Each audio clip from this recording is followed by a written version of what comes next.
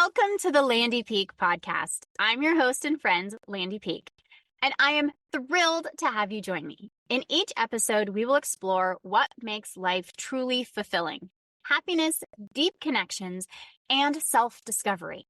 Together, we'll uncover that happiness is not a destination, but a way of living. Now, let's dive into today's episode.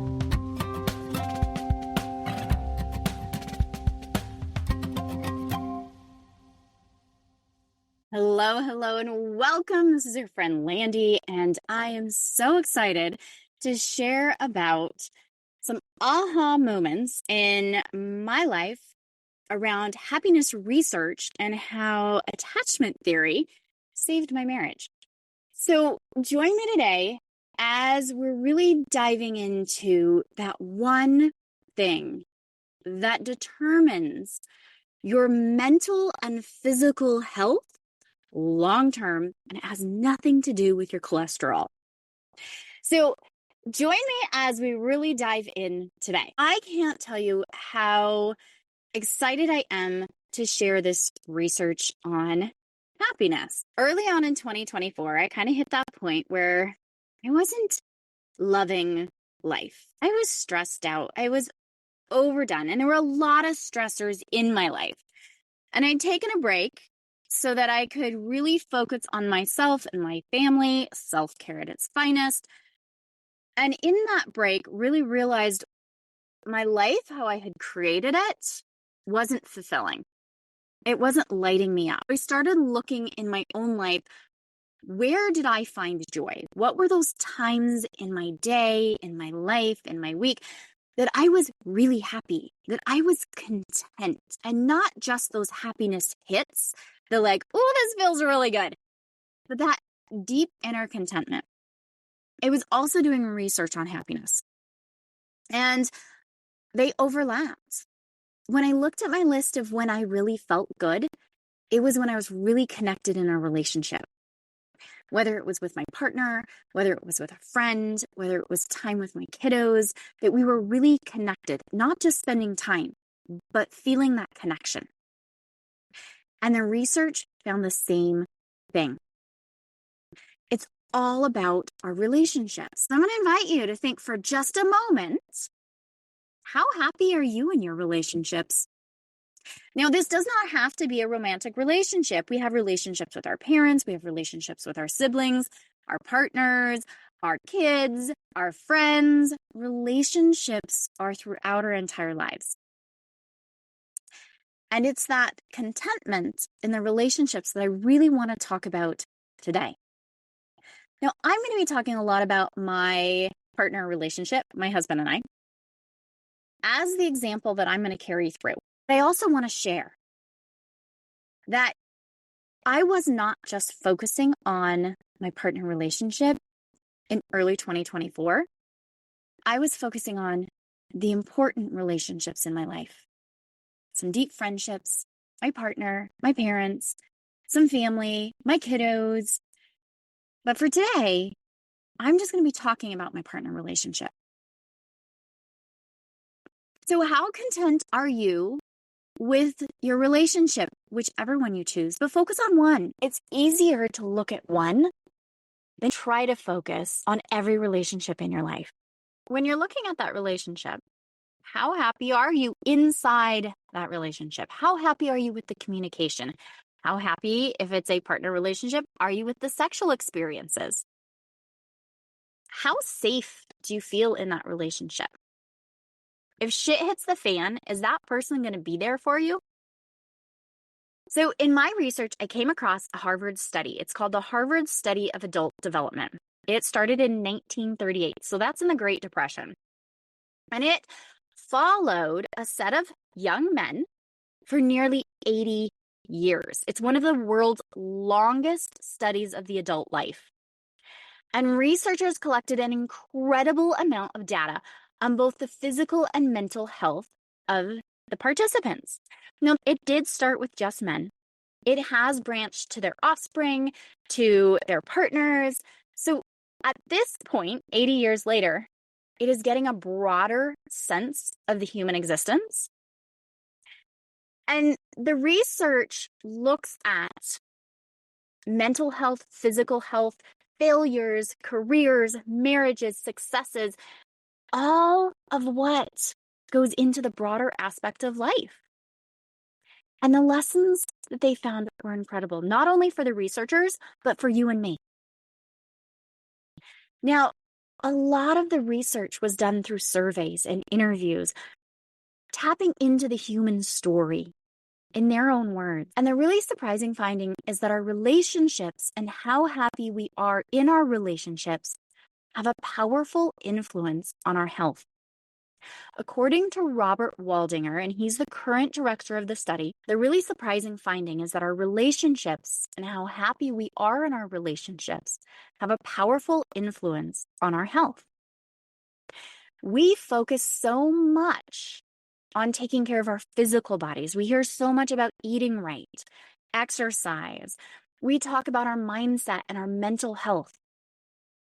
But I have not heard a lot of focus on our relationships and how our relationships and the happiness in our relationships are impacting our long-term health.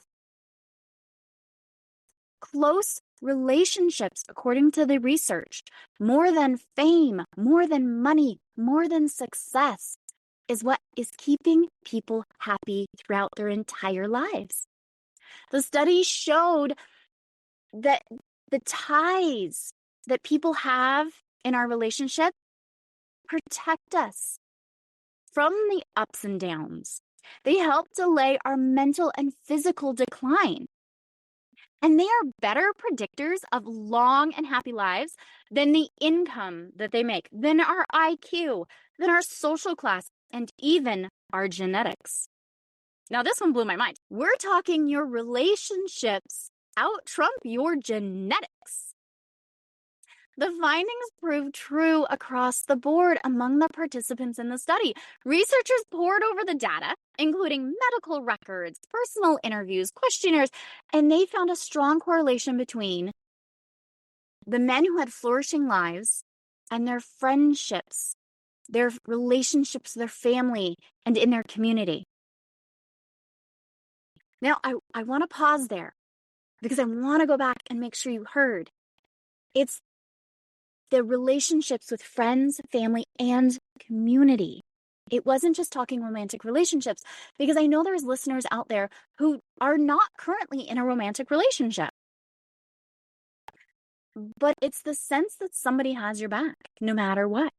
Several other studies connected through this team have found that people's level of satisfaction in their relationships at age 50 is a better predictor of physical health than their cholesterol levels. Isn't that crazy? It's amazing. How satisfied we are in our relationship at 50 determines how healthy we will be at 80. So, coming back, how happy are you in your relationship? Our relationships in middle life are better determining at how healthy we are at 80.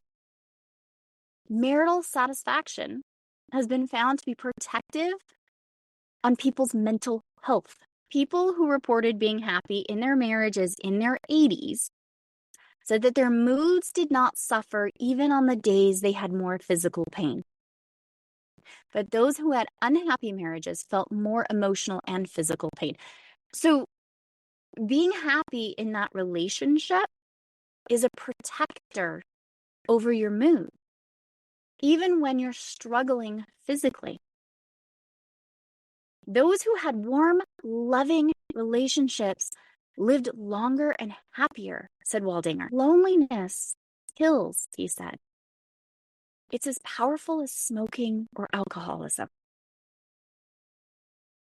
And I think about how many people, especially as we age, struggle with that loneliness, and how connection can really increase the longevity and quality of our life.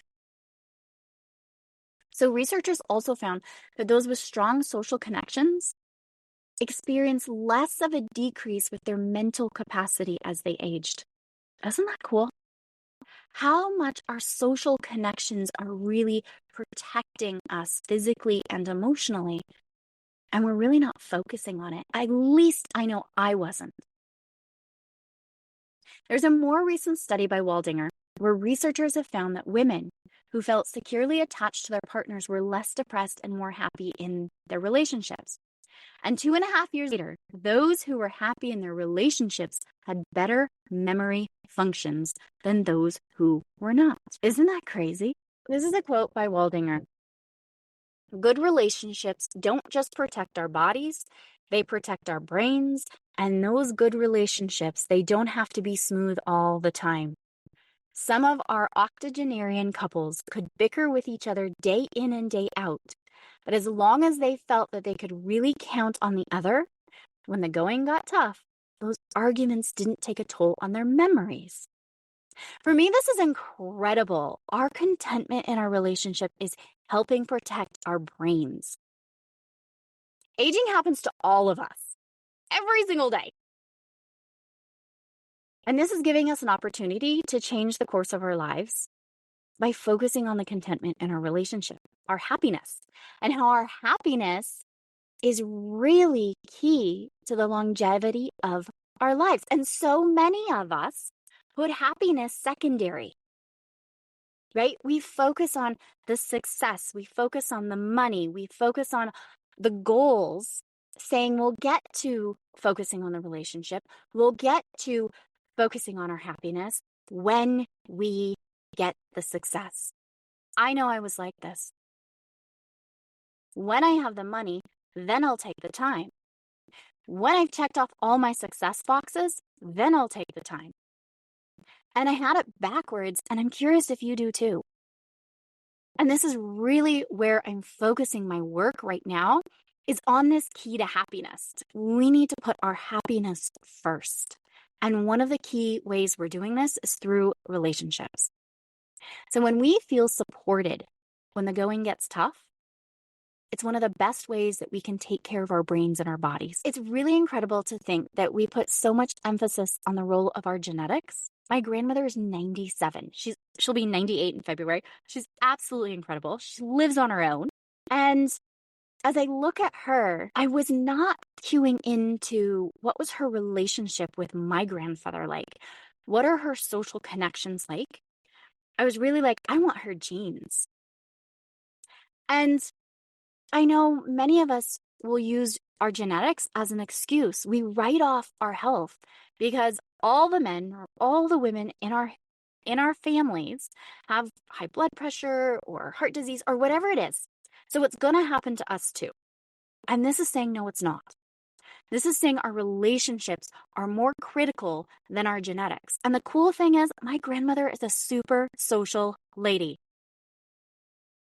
And I think that is so powerful. And the research backs it. If you've been like me and you've been focusing backwards on the success, hoping that I get my grandmother's genetics and not seeing that I have power in how my brain and my body will age by focusing on my relationships, then stay tuned. Let's dive in deeper because this was pivotal in my own personal relationship. One of the things that I love is that Waldinger said if you were a wreck in your 20s, you could be a wonderful octogenarian in your 80s.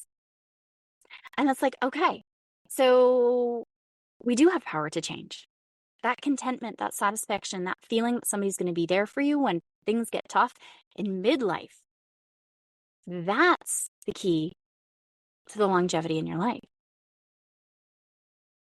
So think about how easy it is to put our relationships on the back burner.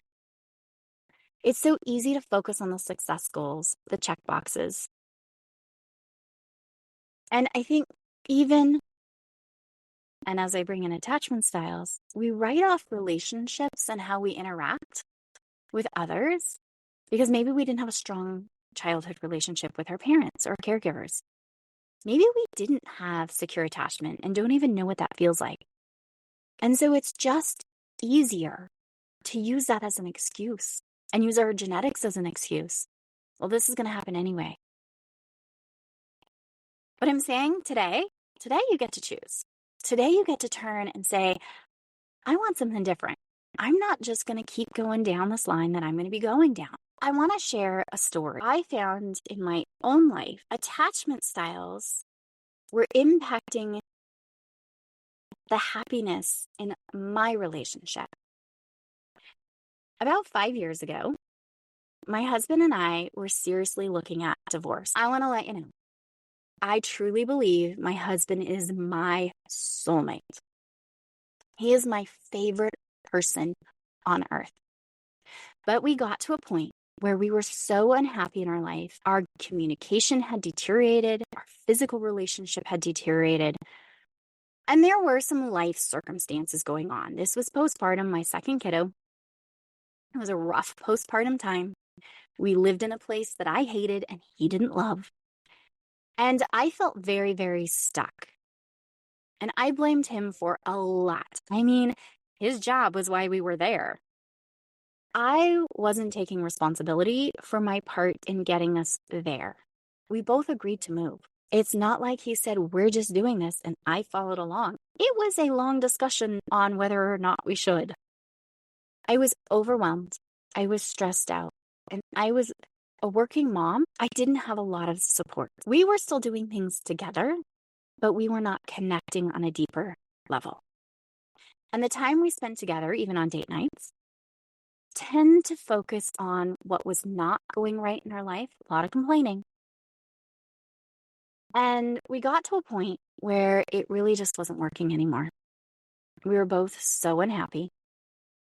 And we talked about divorce. It's sad because while we both desperately loved each other, we knew it wasn't working, and neither one of us could see a way out. At that point, I was in therapy. Truly believe therapy is amazing for humans. And I had an amazing therapist who was helping me process a lot of stuff. I was also training as a somatic experiencing therapist. I had a lot of information coming in. And I think that was one of our saving graces. I've always been big on self-development and how I can grow and how I can think different to create different. And in my somatic experiencing journey, I stumbled upon something called attachment styles. It was life changing. It was relationship changing. So a couple things happened. I started taking responsibility for my role in life. And I really help my clients do this because it's so critical when you look at something and you can see that you're not powerless, like I was feeling, but that I had responsibility in those choices and I had choices. And that helped shift my viewpoint from being stuck and trapped to I did have choices, and I may or may not want to take those choices, but I had choices. And then my biggest aha came when I started looking at my attachment style and my husband's attachment style. So I realized, and if you've been in a long-term relationship at this point, 2024, my husband and I have been married 11 years. We've been together 20. That you may have experienced where you have the same fight or argument for years, different variants, different day, different time, but basically the same trigger. And at that point in time, my husband and I had been in this argument cycle where it didn't get anywhere. And it didn't change how I felt, and it didn't change how he felt. And I literally could predict how it was going to go down. And I felt so stuck because I didn't know how to change it. And so this is where I want you to get curious. I realized when I learned about attachment styles that it had nothing to do with either of us and what was really going on in that moment. It had everything to do with our attachment style and our patterns of communication. So go with me here for just a moment. I wasn't expressing myself in a way that allowed him to understand me, and he wasn't expressing himself in a way that I could understand him. Neither one of us were getting our needs met. And the really interesting thing is the way we were communicating was actually triggering the other one. So I remember sitting there and I was going through all of this attachment style work. And if you don't know anything about attachment style, I'm going to go into it. There's 4 different attachment styles. And I read about mine and I read about my husband and I'm like, oh my gosh, this is us. And we happen to have one of the most common attachment style relationships. So it's not like we're alone. Our attachment styles are how we seek love, support, and comfort from another human. And there's 4 main types. I am going to reference Diane Poole Heller. I read her book. She's Where I Learned Attachment Styles. You can Google her. I have no attachment connection to her. So I want to put that out there. She has an incredible book. She also has a really incredible quiz, attachment style quiz on her website, but I don't have any connection to her other than I read her stuff and love her stuff. So I took the quiz, and back then when I took the quiz, and I just recently took it again, and it's really curious because my attachment style has shifted. So attachment style, she talks about as a blueprint. And this is how we seek out love, seek out support, seek out comfort from other people, how we connect with other people. Our attachment styles are not set in stone. I want you to really hear that. It is not set in stone. Whatever your attachment style is right in this moment, it can change. Mine has. It's also not blanket. It's not like you are all, so I'll talk about the 4 types. One type, it's actually kind of like a pie chart where you have a predominant attachment style, but you can have little bits of other attachment styles. And you can have a different attachment style to different human beings. So I can have one attachment style towards my parents, my primary caregivers, and I have a different attachment style towards my partner. And I've worked on that relationship with my partner to create that secure attachment. We are wired to connect with people. So when you're listening and you're like, that sounds like me, or you take the quiz and you're like, that's me. If you're type A brain like me, and I heard there is a certain attachment style that is ideal, and then the others are less ideal, and I had a less ideal one, then I'm like, oh my gosh, I need to fix that. I want you to hear, it's not set in stone. You can shift and change, but also there's no judgment. The attachment style that you have right now got you to where you are today. And while my attachment style, and I realize my husband and I's attachment style, we're clashing together and creating stress in our relationship, it doesn't mean that there's a good or bad one. And I think this is such a huge thing in the therapy world where we start to label, and I definitely got this message when I learned it. Part of that could be my type A personality and the overlays I put on the message that there is a preferred attachment style. I needed to have that. There's no judgment here. The attachment style you have got you to where you are. If you're listening to this, my guess is you're a functional adult who has a job, who has relationships, who may be raising other humans. You're functional, you're okay, and your attachment style is okay. Now, I got to the point where I looked at, this is no longer serving me. My husband and I had been together for a very, very long time with that same combo of attachment styles. And it was working out okay. And most of our relationship was more than okay. It's when it got super stressed that it wasn't working. And that's when I said, I need something different. So it wasn't good, bad. It was, I need something different. So as you're listening, take out the judgment and get curious. Is what I'm living with right now okay? Or do I need something different? Do I want something different? That's the key. Okay, so swinging back to attachment styles, and I want you to hear, we are wired to connect to other humans. We are also wired to heal. We are wired to change. So when you're listening and you hear, I want something different, your brain is capable and wired for something different. It can change, it can move. It's neural plasticity. It's incredible. Don't freak out like I did if you're not where you want to be. Okay, so I love the language that Diane Poole Heller uses where she calls it a blueprint. because we can change blueprints, right? And we have kind of a main blueprint, which is from our original connections to our caregivers. Our attachment styles come from our caregivers being responsive and consistent in meeting our physical and emotional needs. Now, if you're a parent, you're probably thinking, oh shit, now I'm messing up my kids. Hold on. You only have to get that secure attachment with your kids about 35% of the time. My guess is you're doing it, and you're doing a damn fine job. So don't freak.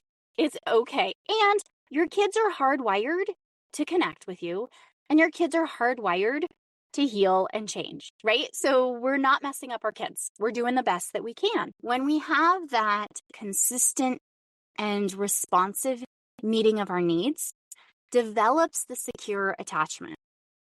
That secure attachment is that love without conditions. That secure attachment, coming back to Waldinger, is we can bicker all day, but I know when the going gets tough, you're going to be there.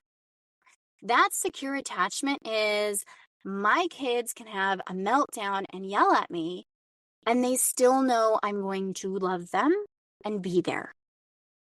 That's the secure attachment. And like 56% of people have a secure attachment. So that leaves the rest of us with a not a secure attachment. When I first was learning about attachment styles, I found that I had an anxious ambivalent attachment style. When I just took the quiz again, I was now in the secure range, but I still had smatterings of the others. I also want to put out there, as we talk about our own kids and worrying that we've messed them up, that there's no judgment for your parents. Honestly, it's not like your parents sat there and thought, I wonder how I can mess my kid up.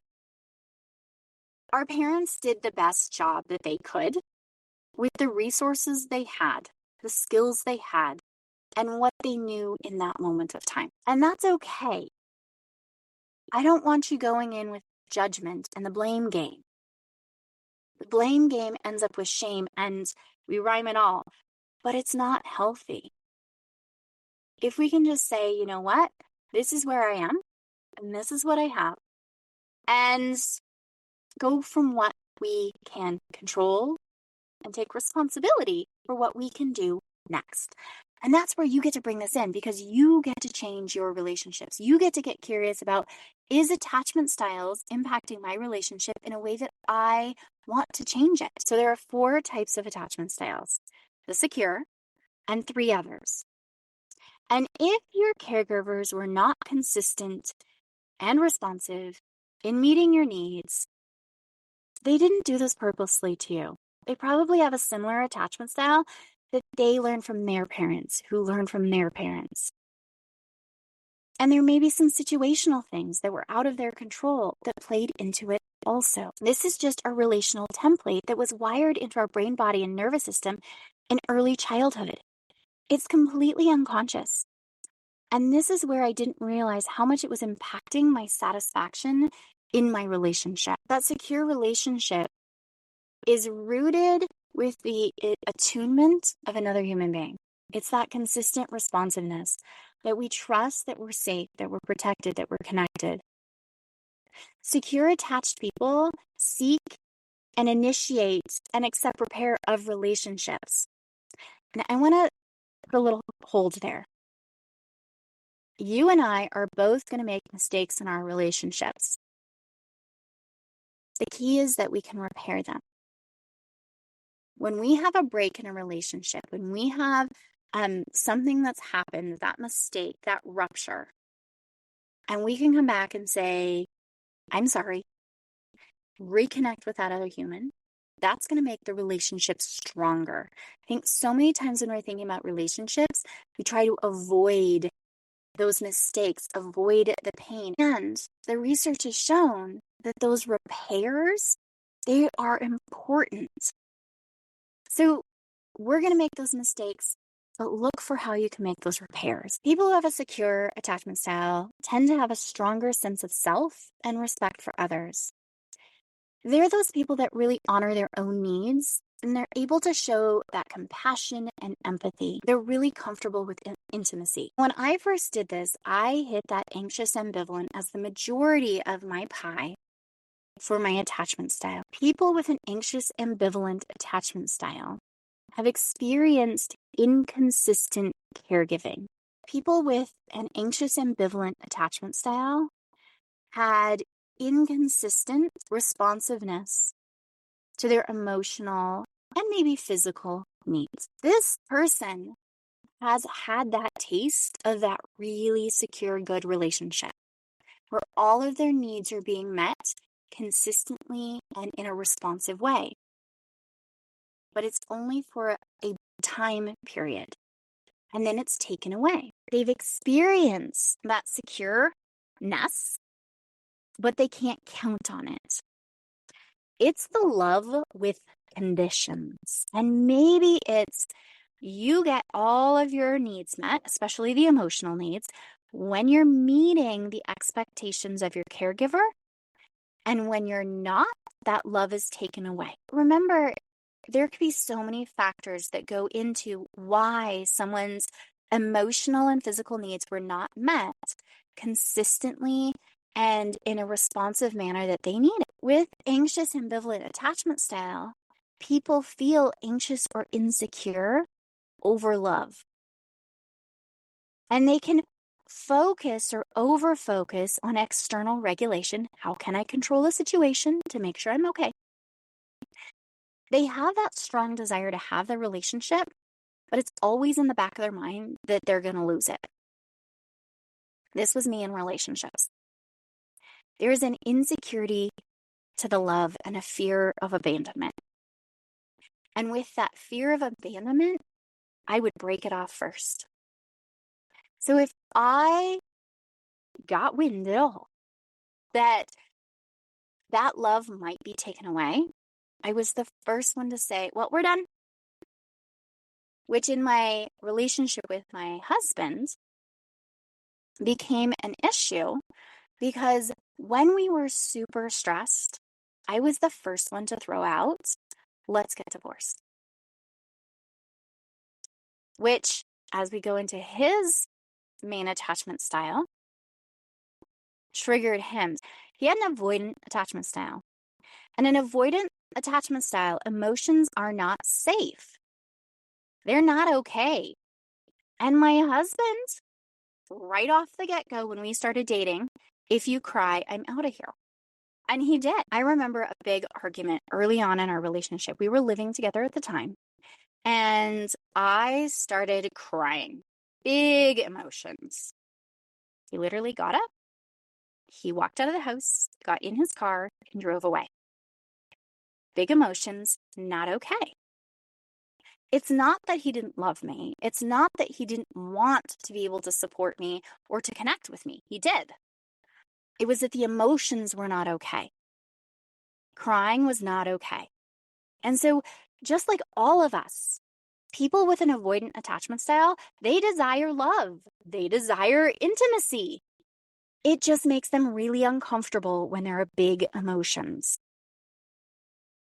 And so, in relationships, avoidant attachment styles will focus a lot on themselves. They're kind of that lone wolf. And they may even find fault in their partners. And there's a lot of dismissing of emotions, which sends some mixed signals. And so I love you, but you can't cry. I can't be near you when you cry, right? So there's definitely that mixed. Well, here we combine, and there's one more attachment style, and I'll go into it in a minute. But here we combine my anxious ambivalent attachment style. I'm afraid that this love is going to get taken away. I have big emotions, and I'm one of those people that I want to beat the issue to death until you understand me. So I'm going to continue to talk about this and talk about our emotions and try to get you to tell me how you feel so that we can connect, so that we can get past this. And I'm that little bulldog that is just going for it. There's my anxious ambivalent, right? I'm really anxious. And when I start feeling him push away, because I'm showing emotions and he's like, emotions are not okay. So he's pushing back. I'm clinging harder until I feel like he's really pushing and distancing himself.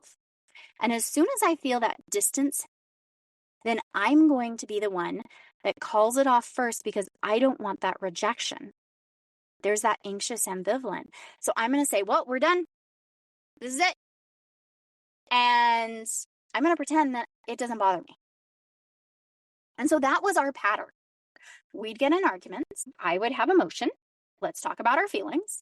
He would say, I say we have to. He then backs off further. I feel him distance himself. So I throw out the, well, fine, let's get a divorce. And we did this pattern over and over and over again. And it didn't matter the topic. It was the same pattern. And when I realized that it had nothing to do with the topic, that we both really wanted to fix our relationship, we both really wanted to be in this relationship, but we were so stuck in this pattern of our attachment styles that we couldn't figure out a way out. And when I learned this, it was an aha moment of, oh my gosh, this has nothing to do with us. It's everything to do with our attachment styles.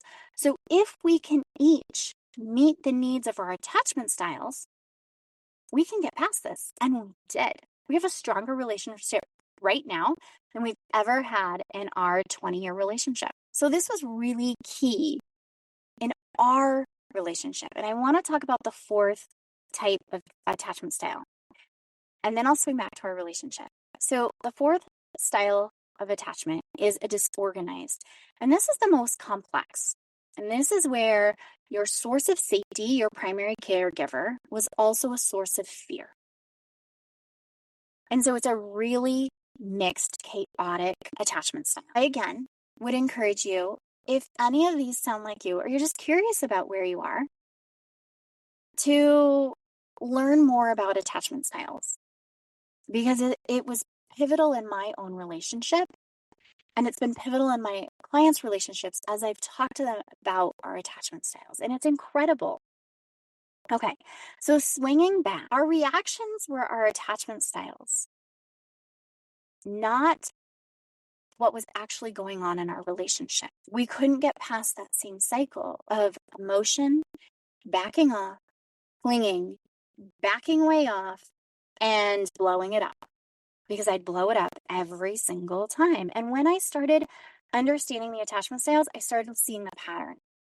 And then when I started seeing the pattern, I could be like, oh, okay, this is what we both need. And we talked about what we both needed. What would support his attachment style was giving him space, not making him talk through the emotions in the moment. What supported my attachment style was reassurance that we were going to be okay. So in agreements to have him say, we're okay, I love you, and I need some space and time. And me saying, okay, we're okay, I love you, and I'm going to give you that space and time. We were both able to communicate. I needed the reassurance that we're okay, and he needed the space. And the really cool thing is, once we started bringing that into the arguments, it dissipated. We haven't had that cycle of argument in years. And it's really incredible. But it did take some work and some negotiation between us to really figure out how that would work in our relationship and how we could support each other and still give each other what we needed. Through that experience, we were both able to really realize and understand and feel connected, and that when shit hit the fan, we were going to be there for each other. And our actions demonstrated this over and over and over. We were able to increase our connection, increase our happiness, our contentment in our relationship. And as we swing back to the study, that contentment in our midlife is what's going to determine our health and our age. And I want to put out a caveat, because while My story is about repairing my relationship and creating a secure attachment in my relationship. That's not what I think everyone should do. At the same time that we were talking divorce, my best friend and her husband were talking divorce and ended up getting a divorce. And so while for my relationship, working through that and understanding and creating that secure attachment was something that I believe saved our relationship. My best friend ended up getting a divorce, and I think that was the best thing for her because she is 10 times happier now than she was when she was married.